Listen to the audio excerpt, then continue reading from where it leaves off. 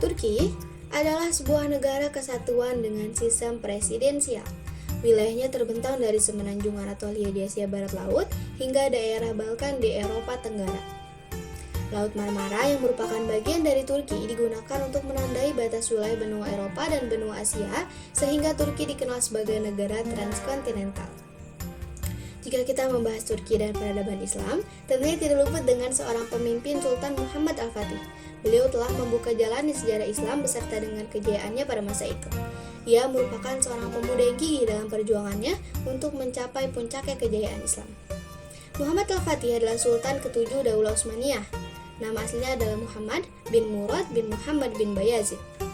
Kemudian dikenal dengan nama Muhammad Al-Fatih karena keberhasilannya menaklukkan Konstantinopel. Sejak kecil, Muhammad Al-Fatih terkenal sebagai seseorang yang tekun mempelajari ilmu agama dari ulama-ulama yang terkemuka ketika itu. Kaisar Konstantin lebih memilih untuk mempertahankan kota itu daripada menyerahkan kota tersebut kepada pasukan Islam, sehingga pasukan Utsmaniyah terus menggempur Konstantinopel. Kini, hampir sekitar 99,8% sudah dikuasai oleh para umat muslim.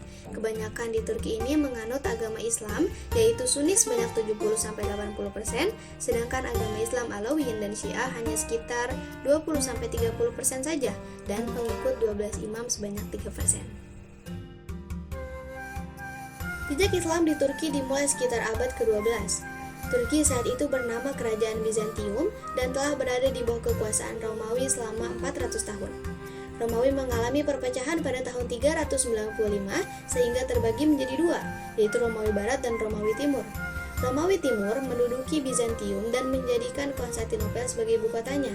Selanjutnya, Konstantinopel berganti nama menjadi Istanbul dan bertahan sebagai ibu kota hingga saat ini. Sementara itu, Romawi Barat jatuh ke tangan bangsa Goth atau kaum barbar. Romawi Timur atau Bizantium ditaklukkan oleh Kerajaan Ottoman yang dipimpin oleh Raja Osman I.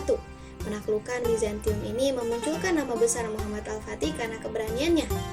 Pada masa inilah pengaruh Islam masuk dan berkembang sangat pesat hingga menyebar ke daerah lainnya di Eropa.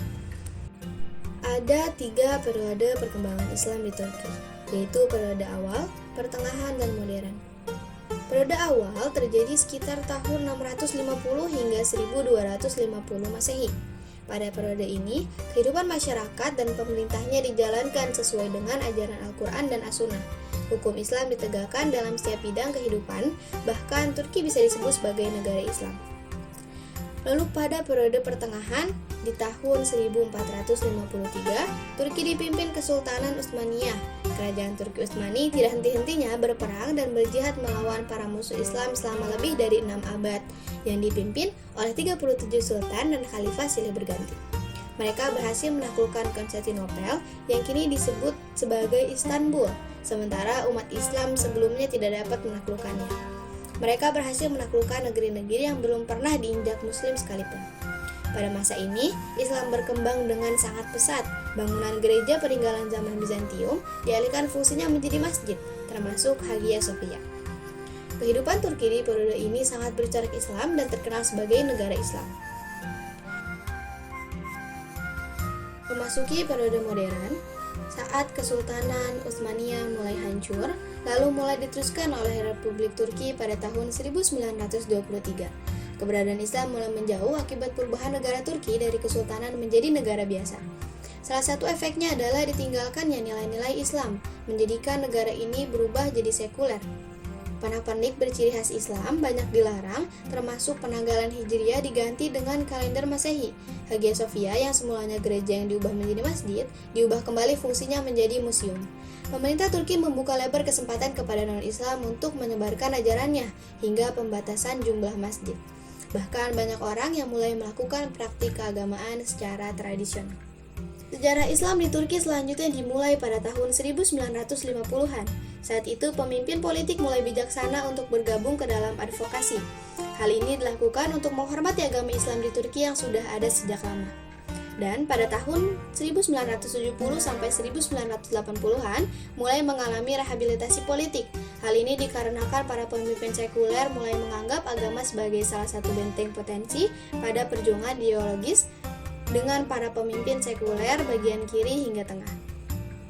Hal ini juga dibuktikan dengan adanya sebuah kelompok advokasi kecil yang sangat berpengaruh adalah Herd Cendekiawan.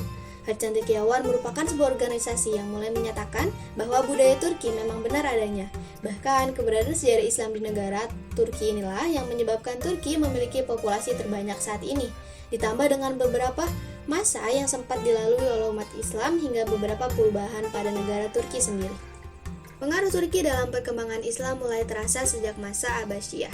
Sejak itu, bangsa Turki senantiasa terlibat dalam jatuh bangunnya berbagai dinasti Islam. Mereka juga membentuk sejumlah dinasti besar di dunia Islam seperti Mamluk, Seljuk, dan Utsmani. Setelah Utsmani jatuh, Turki menjadi republik. Meski demikian, jejak kebesaran Islam tak sirna dari negeri ini. Hal itu tampak dari banyaknya peninggalan bersejarah dan mayoritas penduduknya yang Muslim. Masjid Sultan Ahmad, Hagia Sophia, dan Istana Topkapi adalah beberapa saksi sejarah tentang kejayaan Islam di Turki. Turki juga adalah pendiri organisasi kerjasama Islam. Lokasi markas besar organisasi Islam berada di Turki. Salah satunya adalah The Islamic Conference Youth Forum for Dialogue and Cooperation.